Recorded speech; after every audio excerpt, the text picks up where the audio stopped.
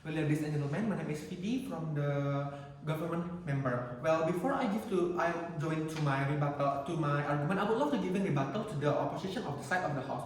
Well, the first speaker of the opposition said the Indonesian beauty standard not only affected by the Korean beauty standard. So why do we need to bring Korea only? Well, the answer is because we know that K-pop gives the biggest influence in Indonesia beauty standard. Because as proof, we know that SM Entertainment even have their own office in Jakarta. We know Tokopedia use V from BTS from Korean as their brand ambassador. Also, Shopee using Blackpink as their ambassador. It also shows that how big the K-pop influence in Indonesia, including the toxic beauty standard that we keep talking since the beginning of the debate, and the opposition cannot solve this problem of toxic beauty standard. Instead, the opposition keep talking about beauty standard not only from Korea and blah blah blah, but they did not give solution on how to keep our generation from this toxic beauty standard that come from K-pop industries.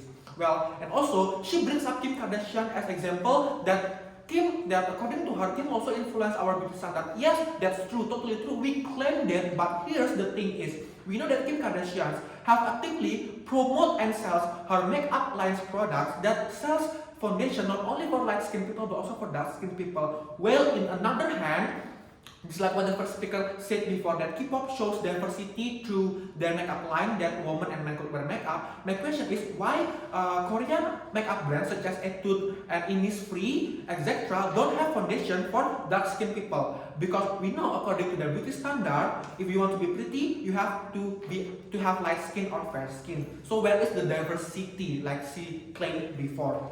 No found.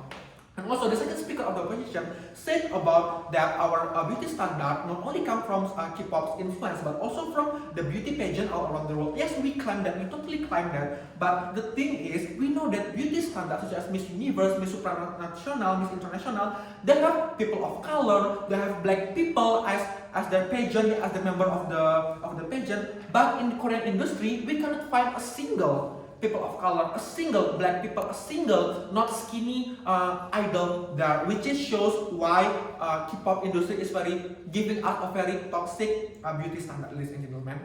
And also the second speaker talking about demand here. Yeah, let's talk about the demand, where he claimed that the beauty standard did not come from the industry or did not come from the K-pop, but the beauty standards come from the society. Well, here my question is, how could the society put the beauty standard when you did not show that what beauty standard is? Because as we know, K-pop industry keep showing us a woman that looks like Jennie from Blackpink, looks like Jennie from Blackpink, also Lisa from Blackpink, but they never show us women like Rihanna in the industry. They never show us singers like Adele in the industry. Because why? Because back again we're talking about the effect of toxic beauty standard from the K-pop industry that is very harmful for us. And also he said that he said that before the beauty standard comes from the society, but and again on the end of his speech he told us that YG Entertainment have their own beauty standard for their idol. So if YG cannot give people who make their beauty standard, they will lose their viewers. Their work I'm selling. So here's the thing. The second speaker of the opposition clearly confused with his own argument that first he said the beauty standard did not come from the company, and then again he said the company have their own beauty standard. They have to be skinny, pretty, light skin, and etc. Which is very confusing and also very misleading here. So the second speaker of the opposition, we can see a struggle here. And also by saying that that's all my rebuttal. Now back to my argument. While we know that by aggressively oppose, we are not like going to ban K-pop industry. It's more like we as the government would love to make them understand through the feminist movement, like campaign, or how is it important for them, the K-pop industry, to understand the diversity of women supporting another woman. But the thing that you don't realize here from the opposition, that they keep ignoring the fact that we are talking about the damage of toxic beauty standard, because the opposition keep talking that beauty standard in Indonesia not only come from Korea, but they did not give us any solution on how to keep our generation from these toxic beauty standards, ladies and gentlemen. And not only that, we also know that why we choose feminist movement, because we know that feminist movement known for its main concern to lift up another woman, to support woman whatever their condition is. So here we would like to say that by aggressively oppose the K-pop industry, you could save our young generation from the toxic beauty standard that comes from K-pop industry that the opposition cannot give us any solution. If they keep saying that we should not oppose this, we should not oppose that, but they cannot give us any other way or other solution to keep our generation from the toxic beauty standard. So one more time, we would like to say our solution here, we would aggressively oppose K-pop industry through feminist movement to the point that K-pop industry, who has the biggest influence in Indonesia beauty standard, could understand that their beauty standard is insanely harmful to women in Indonesia, mentally and also physically, where they need to follow the toxic beauty standard that comes from their industry. So one more time again, we totally propose and we totally support this motion. That's all for me. Thank you very much for your attention. Panels, it is very clear that the opposition side has a lot of struggle when giving their argument, because it gives us 3 points that I'm going to stress here. First, they gave us a twisted parameter. Second, they gave us inconsistent beauty standard, inconsistent characteristic of beauty standard. And then the third, they gave us no solution. Meanwhile, in our side of the house, we gave us solution for you to save our generation from the K-pop domination standard beauty. And now I'm going to move on to my argument. The opposition side urgency here is to only protect the K-pop company beauty standard because they said that it is not harmful. What an irony, ladies and gentlemen. What a hypocrite statement, because they gave us the first parameter here. They brought us the idol named Hwasa from Mamamoo. They mentioned that this girl is a proof that there's no beauty standard in K-pop, because a girl that is brown tan skin, that is overweight, that is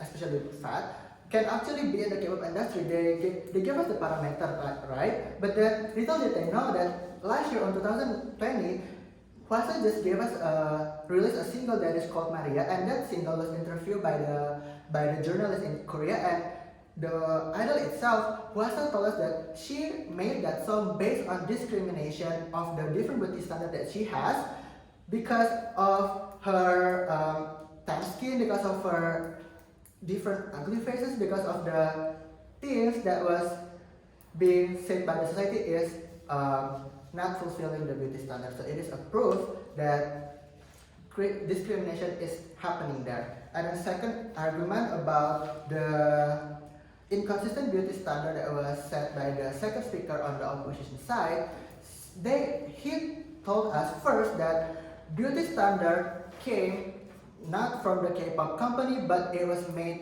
from the society. And then later on the minute of 31 in the YouTube videos, he now twisted the word that said beauty standard now is actually from the company, and the company will make the new standard again if their sales is not high. So what does it tell us? They gave us an inconsistent argument. And then the second speaker also from the opposition side told us that 3 companies from Korea, from K-pop, SM Entertainment, YG Entertainment, JYP Entertainment, they have different beauty standard that shows that our side of the house is wrong, because we said that the beauty standard in Korea is the same. And then as a matter of the fact, this 3 company has been established from the year of 1980, and then we can see that those company, all the girl groups in their company, like aespa from SM, Red Velvet from SM Entertainment, Girls' Generation from SM Entertainment, Twice from JYP Entertainment, Blackpink from YG Entertainment, they all have the same beauty standard, guys. Like, I find it ridiculous when the second speaker of the opposition said that they have different beauty standard. Meanwhile, by using our 2 clear eyes, we can see that they have the same beauty standard, like skinny, white skin, and have a body proportion that is so skinny. Now let's ask to our conclusion of our government side. We as the government side, we love to propose this motion to save our generation from the damage of toxic beauty standard, especially in Indonesia. Why Indonesia, ladies and gentlemen? Because in our country, that was mentioned by my friend earlier, we have now office from K-pop entertainment, like SM. We can see that there's already office in the Jakarta, and then the advertisement is already invited a lot of K-pop idols like Indomie. They invite SM, they invite Super Junior, and then in Shopee they invite Blackpink, they invite many other artists. And then therefore we would love to propose this motion to save our generation from the damage of the toxic standard, ladies and gentlemen, from the K-pop industry that clearly the opposition side cannot solve. So that's all from the government side, and we back to propose. Thank you.